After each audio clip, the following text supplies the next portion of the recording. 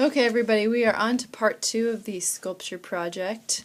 So by this point, I've smoothed down everything I started to get a generalized sort of featureless head and neck and shoulders. So you'll want yours to be able to stand up without holding on to it. I'm not really done back there, you can tell.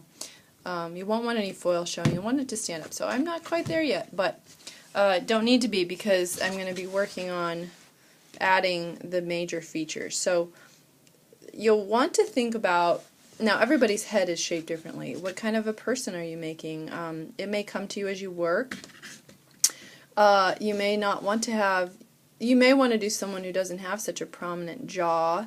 And maybe you want to be inspired by like a famous picture from art history. So like, you know, maybe you look at Van Gogh, or this is a fun one, very stylized, Modigliani, or you know, of course, can't go wrong with Mona Lisa. Even just to look at examples of portraits in history for expressions and features. Or you can look at your classmates too, kind of notice the features that you see. So the main thing that you just really have to get right is the eyes. The eyes should be about halfway down, no matter what shape of head you have. The eyes are halfway down. You can kind of create eye sockets, and this is where not having too compressed of foil really comes in handy, because you can press and it will sort of press the foil into. Everybody has eye sockets that kind of go inwards underneath the forehead. So even if they have protruding eyes, there's still a place for those eyeballs to go. So you can make those. We won't make the eyes yet. That is an involved process. And you should have some kind of pre-softened clay on hand for working with all the time.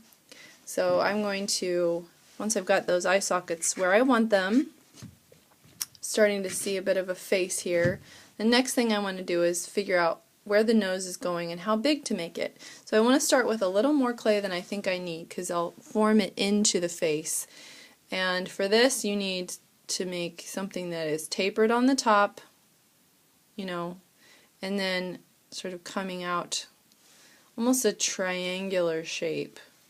Every nose is different again, but they're always smaller at the top. So I can just place that where the top is a little bit above the eyes, because I will press it inwards, and I'm going to see, this is why you want it to be a bit larger than you think you need, because you will meld it into the face. And I'm working, and I'm starting to see a face come to life here. I'm even indicating where I want the nostrils to be by pressing with my fingers right down there. So the tip will be sort of rounded out, and then there's these side nostrils. You'll need some tools on hand. I have a lot of clay carving tools, but even a pencil can come in handy to get this guy some nostrils here. It looks like I'm picking his nose with a pencil. 1, 2. Using that even to shape, and get a sculpting tool to sculpt around the outside and really form it. Pictures are helpful. Obviously you have your classmates nearby, but like here's a guy. You know, I'm noticing the shape of the nose here. Here's a picture of a girl.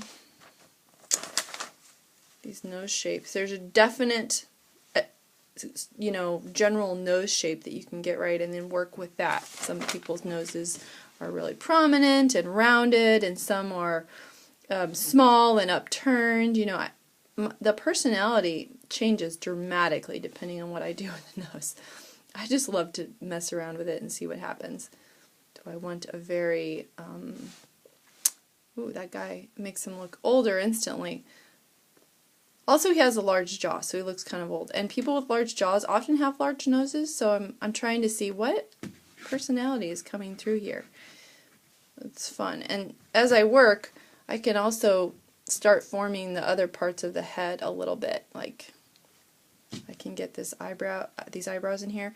I'm going to exaggerate. I'm going to do kind of an exaggerated face because I want you to see the bone structure underneath. I want you to think about how how the head is formed. I want to be able to tell I want it to look like there's a skull under there. So this is very eye sockety, and then we have these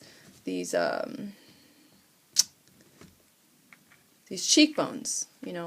Yours might not be so prominent, or maybe you add another layer of clay on top because you want someone who looks young, or kind of a softer featured person where everything's a bit more delicate and melded together, like on this picture.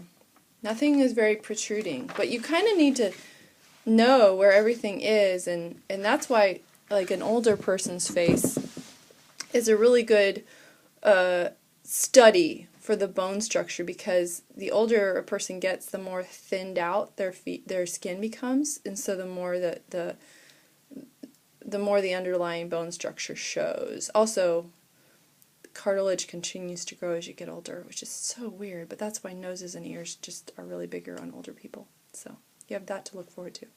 Big noses and ears. So I think I just like doing older people, so I like making these more prominent features. I'm going to keep it generic still, while I add the main features. The next thing would be ears. Ears are really fun. They instantly add more personality. So you kind of, with ears, you just form a shape that's a bit like circular, and then you press it on one side, so it's like it's like super thin, like that. And then you just start to make this C shape. And I'm going to put it where I think I need it, where it should go. You need to stretch it and make it longer. Doesn't have to be super detailed at first. I'm going to go like this. The top is more prominent than the bottom. It kind of comes down. It definitely is, you might say it's the shape of a capital letter D or the letter C, curving, And it's a bit thick, so I can form it and make it bigger if I need to, stretch it out a bit. Pull this inwards, you can see on this one here where it attaches at the front, and then at the back it's kind of loose. So getting that shape in there. Try to match it on both sides. Second one's always harder because you have to match it to the first one. It's annoying. I look from the top too to make sure I don't put them too far forward. Don't want that. That looks weird. But the ears are pretty much parallel to the eyes. So, of course you can adjust that somewhat. There we go. We have the basic generic features in there, and now I can just do a lot of things to change the way how this guy looks. I might soften I might make him have more of a receding jaw, or more, like I could give him a double chin, could make his whole face longer if I want to. I can make him look thinner by pulling in these cheekbones a bit. That's kind of interesting. He looks kind of serious, so I don't want that so much. I can quickly transform this into someone who looks more like a girl if I take away some of this jaw and soften it down a bit. Make it a little bit more delicate. And I can, same thing with the nose, I can just take away some of this. This is a great practice, not just for sculpture, but for actually drawing people, because you're studying the structure of the head. Soften this up some more. Soften, curve it. If you're doing a child, the whole head structure is a little different. The eyes are lower down, so I would push this down. The eyes are more than halfway down on a child. I really want to soften that up. There we go. Okay. You can see it's completely morphing. Just going to make the nose smaller by spreading it into the rest of the face a little bit. Make it upturned a little bit. Now it's starting to look more like maybe like a child. Of course, there's no mouth area yet, so it's not quite right. Any excess clay I have when I change the shape of the jaw, I'll move down to the neck, or maybe even to the shoulders, depending on how thick I want the neck. But you can see Yeah, instant transformation. I didn't even change the ears that much. I didn't take anything off. I just moved it around a little bit. So we have more of a child there. It's kind of fun to watch it just morph in front of you, and you think about what you're doing.